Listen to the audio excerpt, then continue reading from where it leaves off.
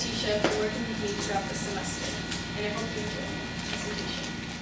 So first, here's an outline of what you can expect throughout this presentation. First, I'm going to start off with the big premise of globalization, which really framed how I started this project, and then lead into the puzzle, which led into my 4 research questions. And then tell you a little bit about why I chose study abroad to focus on. And then we're going to kind of talk about the literatures that guided my work, and then the research methodology, and then go into the more interesting parts of the results before concluding and summarizing what I found. So there's this notion by some scholars, such as Thomas Friedman, that thanks to globalization, the world is flat. However, that's not always the case. Because of globalization, an unequal playing field has existed among some countries. And for most of these countries, it's developing countries. So there's a lot of unequalness, a lot of uncertainty. On the other hand, scholars such as Paul Collier and David Bruegel, they argue that globalization has caused a lot of unevenness, and that, like I mentioned, it's unfavorable to developing countries. And we're seeing this in the field of education, and specifically international education. And so this big notion led me to a puzzle, because a part of international education is study abroad. And the Institute of International Education, every year, they put out a report about where U.S. students are studying abroad, or where international students are coming to the U.S. And this chart represents the top 25 destinations where U.S. students go every year. And I've highlighted for you that the 15 out of the top 25 destinations are places outside of Europe. So when I talk about Europe, Europe, Australia, North America, these are all what we call traditional study abroad destinations. Pretty much anywhere else are non-traditional. So we see countries such as Japan, Argentina, Mexico, many which are developing countries. And so I wondered, why? Why are students going to developing or emerging countries, especially if you're from a first world, if you're from the US, whose cultures is totally different? I wanted to know why. So this puzzle led to my 4 research questions. And these 4 research questions pretty much boil down to, what determines what makes a good study abroad site?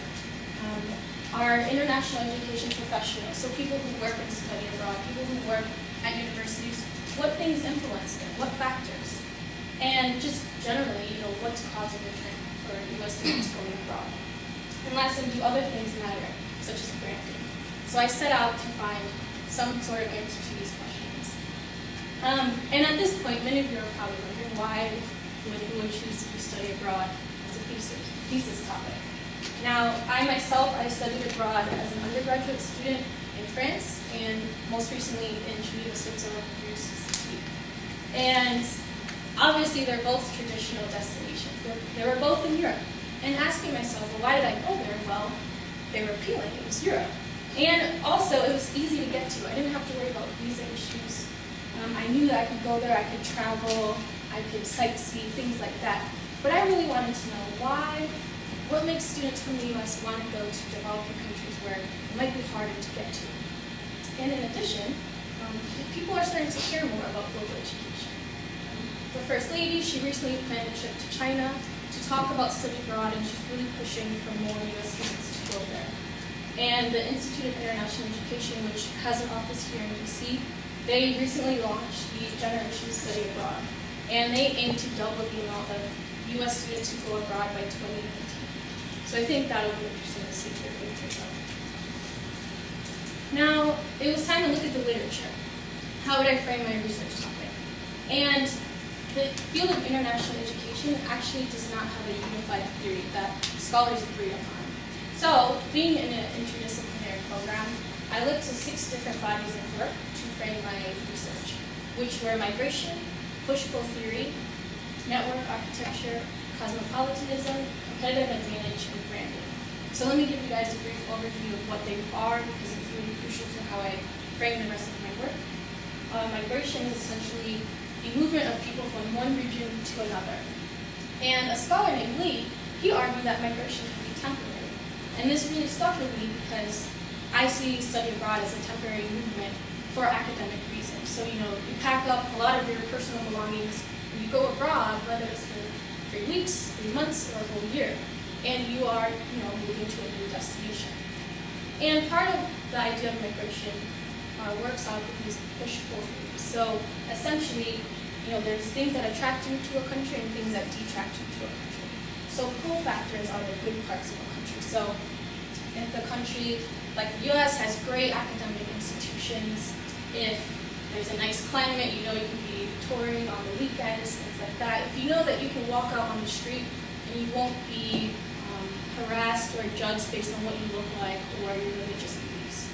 On the other hand, there's push factors, so that things that make you kind of hesitant to go to a new country, whether it's for educational resources or not. So it can be things as political instability. If you know there's going to be a lot of corruption in the next 30 days, you might not want to go there. And things like a lot of corruption or just a lot of uncertainty. So next I looked at network architecture, essentially things about networks, and networks essentially generate, they facilitate the exchange of goods and ideas, whether it's a personal, social network or an organizational network.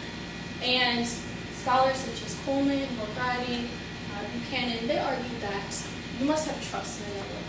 And there's, of course, different types of network, but if you don't have trust, it's really hard to exchange ideas or goods or any type of new information. Next, I looked at cosmopolitanism, and essentially that's becoming a global citizen, a world citizen. And that's really caring about other cultures and having empathy for them. It's not about just traveling internationally for fun or watching CNN. It's getting to know other cultures while still valuing your own national identity. Second to last, I looked at competitive advantage. This was championed by Michael Lee Porter. He argued that countries, just like firms, can enhance their competitive advantage by really honing in on local resources. So whether it's man-made, whether it's a natural resource, and even if you don't have a lot, if you're a country who only has a certain resource, you can indeed become competitive in the market. Of course, it requires productivity, innovation, things like that. And lastly, I looked to the works on branding. Branding, the definition is essentially differentiating your product or service to your competitors. And education today is highly regarded as a service. So it's something that can indeed be marketed and can and should be differentiated. So based on these literatures, I was able to come up with a conceptual framework to talk about thinking about, how do you develop a study abroad program? And having said all this, it really depends on if you're a traditional destination, so if you're Europe, or if you're a non-traditional destination, so if you're a developing country. Things work more in favor if you're traditional. So, like I mentioned, going to Europe, I didn't have to worry about visa issues, migrating there. I didn't have to worry about finding a flight to go there. On the other hand, studying abroad in other regions, we're not sure. Things are still developing. It might be harder to migrate there, or it might be harder to find things, just more information about that country.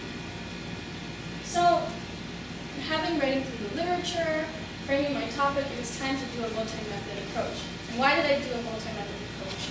This was to fill in the gap. And the gap was that a lot of the research on study abroad is on students. And of course we have great insight of students, but I wanted to look at international education professionals, so people who are making the decisions. And I did a survey, I did in-depth interviews, and I did a case study.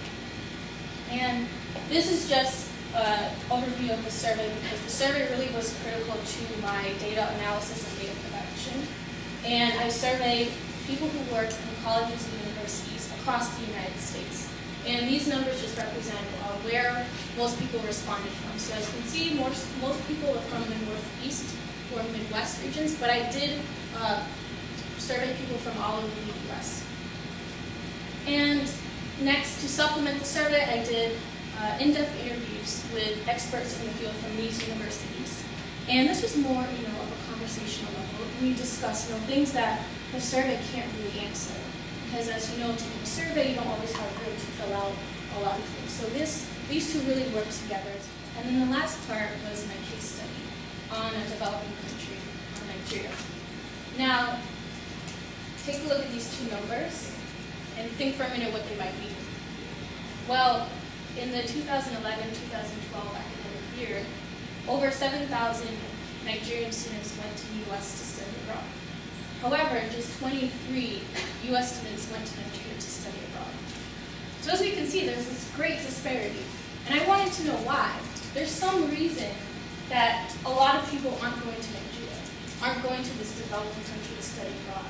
And I found that Nigeria is a good representation, a good example of a non-traditional destination that we can look into further, that is affected because of globalization, because of the unevenness. So I looked at Nigeria in terms of the push-pull factor, so the good parts and the bad parts. And I'll start with the pull factors. Nigeria, it's been dubbed one of the fastest growing countries in Africa. It has a huge growing population. It's had relatively good GDP growth rates according to the World Bank. And there's over 250 different ethnic groups, different languages spoken. But a lot of people in Nigeria also speak English pretty well. So if you're a student going to Nigeria, you can interact with and learn with other cultures without having to travel to 5 different countries. And you still wouldn't have to worry about, oh my gosh, am I going to have to learn a new language, because many people still speak English. On the other hand, the push factors, there's a lot of political instability, of course, which we see now in the news a lot. And there's obviously issues with oil, so government corruption, things like that. And in terms of the education system, there's a lack of standards in terms of quality. So a lot of the universities there, professors go on strike. There's a lack of technology. The technology isn't up to date. The classrooms are overcrowded. And so these are all push factors that might not want students to go there to study abroad. So now it's time to go into the fun part, so the results. So based on my 3 methods, I'm going to give you guys the results. The first 2 questions will be based on what I found from the survey, and the last 2 questions will be based largely on what I found from the interviews. So as you remember, the first question asked, what determines the site of study abroad students? And for this question, I asked survey respondents to pick, where out of these 5 amenities, so services that host universities should have, what's the most important? So they got to choose from housing, medical, library and research, computer, internet access, and sporting, recreational services. And out of those 5, housing and medical, they chose them the most. And this makes sense, right? If you're Georgetown, if you're sending students to a developing country, you want to make sure they have a roof over their head, and you want to make sure they have access to a quality health care, or their prescriptions can be filled, things like that. So the amenities question was pretty, I wasn't surprised by the results. The next research question asked, how are people who work in the field of international education affected by certain push-pull factors? So what I went over with you guys earlier. And for this, it really came down to low risk but high safety. That's the best type of pull factor a developing country can have. And one of the survey questions asked people to see how much they agreed with, should the university abroad, should they have some sort of emergency management system in place? So, God forbid something goes wrong, they know exactly who to contact and when to contact. And as you can see, over 84% of respondents said yes, a host university should indeed have some sort of system in place. Because parents worry, schools worry here, they want to make sure their students are safe. So this is all limiting risk once again. And the next research question I got largely from my interviews. And this was like, what's just generally causing the issue of students go abroad? And this was a major unanticipated result. And it came down to the role of faculty. So faculty are really the drivers behind study abroad programming. They're the ones who come up with ideas. They're the ones who, I have a really strong research interest in Asia, in Latin America, in Africa, and they're the ones who develop the curriculum and then go to the administrators higher up at their home university or go to the study abroad offices and say, hey, look, I think I have this great idea about starting a program in this country. And so they work with study abroad offices as more of the logistical side. So study abroad helps them plan out, write out, this is what we're going to do, this is our target goal, how many students, this is the year we want to send them. And faculty members, they also assist a lot in site visits. So going to that developing country and really saying, okay, is this feasible? Is this something that we can do? And in addition, universities here in the US, a lot of them rely on these short-term faculty-led programs.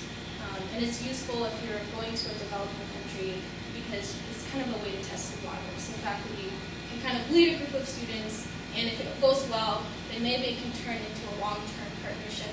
If not, they might have to revisit that idea. So I found this was really interesting that it's actually faculty members that play a big role, and it's study abroad offices, people who work in these offices that kind of work with them together. And for the last research question, how are countries branding themselves? Well, I was able to find that branding really matters, just overall. And the last research, for this research question, I did ask some questions on the survey about branding. And this question I thought I'd show you because I asked, what does a university have an updated website? And some of you might be wondering, well, what does a website have to do with branding? Well, it all relates back to the brand image, so having a good, strong image. If you're a potential student, or if you're a faculty member, you're logging onto a university's website and the links don't work, or the pages are not updated since 2004, that presents a kind of mismanaged, sloppy image of the university, and you might not want to start sending your students there yet. They can't properly communicate information. And of course, we rely on websites nowadays to gather so much valuable information. And in terms of what I found from the interviews, they, in terms of marketing materials, promoting study abroad programs, they said, look, honesty is so important. You can't lie. So if you're a developing country, don't tell students or don't tell administrators in the US that, oh, it's going to be just like Europe, because it's not. And it can actually work in your favor, to be honest, when you're attracting foreign students, because from my interviews, they said, look, a lot of these students, they want to push themselves out of their comfort zone. They want something that's different. And a lot of them have already been to Europe, so they want something that's exotic. So you kind of have to know who to appeal to if you're a university in a developing country. It's really strategic. Branding has to be really strategic because if you do it poorly, it makes a really poor image of your university. People might not take you seriously. So just to reiterate, the results I didn't expect. What were the surprises? Because I think this is always interesting when you're doing research. What didn't you expect? First is risk, and two is the role of faculty members. So in terms of risk, when I say risk, really this means ensuring safety. So safety came up as a pattern over and over and over again among survey respondents, because I did have one short open-ended question, and among the interviews, of course. So risk, if your country has always been on the State Department warnings list, you have a lot more to prove to U.S. institutions. Or we've all seen this, a country can be relatively calm, but within the next week, riots break out, there's protests, things like that. So the political instability of a country can change so drastically. And in terms of faculty members, it all relates back to their academic network, so in their collaboration. And, it's how they maintain those contacts that a lot of study abroad programs start. So if you're, Jane Hoya here, and you meet a professor in Japan, and he has a great architecture school, right? We have a great interdisciplinary program. She could be like, hey, well, I'd love to send my students to your architecture program. They can come and study in my, great communications program. And then that's how things get started, because it's about building these connections with other academics and other faculty members across the world. And of course, by no means, this doesn't happen overnight. A lot of the interviews is that, it's a gradual process. So once you even have the idea, study abroad programming takes, at a minimum, 12 to 18 months to start sending students. But these two things really came up over and over again. So to wind things down and kind of see where we can go from here, things that I found, I was able to come up with some recommendations for Nigeria and then future directions. So, Nigeria, we went over the push-pull factors. It's a tough sell. they really have a really shaky country image. So they have a lot more to prove in if they want to attract more students from the first world. And what we see on the media, of course, is true. There's a lot of political instability, there's a lot of riots, there's a lot of protests, but it's very regional. However, that doesn't matter for a lot of first world universities. If there's any concern that your students might be unsafe, then it's going to be really hard. So Nigeria really needs to work on its country image, and that's not just through branding, but it's just really, trying to limit how much actual risk is happening in the country. And also, I try to recommend, for Nigerian academics to kind of rely on the faculty members there, because a lot of the faculty there, they indeed do go to the US or the UK to study abroad or to research there. So potentially they have connections to the first world, connections to other academics across the world. So maybe that could be a way for them to start just discussing that, hey, do you think you could ever send us some of your students here? And in terms of future directions, there are three main areas that I found maybe this research could go. Of course, there's many more, but the first one is, this paper wasn't meant to be a policy paper, or I didn't really look into the governmental standards. So that's one area we could branch off from. Second, I think it'd be really interesting to survey professors who work in Nigerian universities and kind of see their thoughts about study abroad, how they feel about global education, and kind of compare that to what a lot of the US professionals said here. Because maybe things match up, maybe they don't. And lastly, I asked a lot of the interviewees, do you think study abroad could ever happen virtually? And a lot of them were like, no way. But technology can really enhance the study abroad experience. And so I found that to be really interesting. And they mentioned, if you're a group of students here in the US, you could virtually tour campus abroad. Or maybe you can meet some of your students that you'll have classes with abroad, or some of the professors, and ask them questions before you go there, to kind of reduce that uncertainty. Because there are so many uncertainties, especially when you're going to a developing country. You might say, well, is it safe to travel at night, things like that. And the State Department, they're actually starting to pay a lot more attention to what we call these virtual exchanges. Georgetown actually, they launched this digital road project, so it's something similar to alumni. So I think that will be a really interesting way to branch off from this, and it ties into the whole technology aspect. So with that, I thank you for coming to my presentation, and I will now open up to Q&A.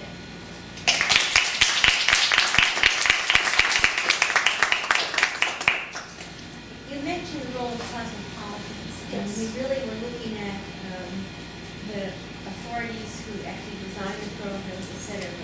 Did you find that the faculty members are cosmopolitans? Because it sounds like they might be more cosmopolitan than the administrator.